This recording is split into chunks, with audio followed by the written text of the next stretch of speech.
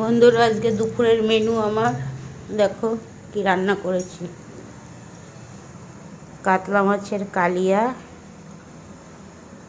মাছের মাথা দিয়ে মুগ ডাল, আলু ভাজা,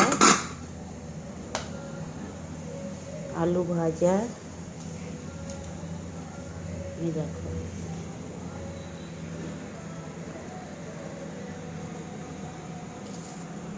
আলু ভাজা করেছি আর ভাত করেছি। দুজন মানুষ তো বেশি কিছু লাগে না। তোমাদের কার বাড়ি কী রান্না হলো এই বর্ষার মধ্যে? বর্ষায় বাজারেও এখন কিছু সবজি ওঠেও না, খুব অসুবিধা হচ্ছে।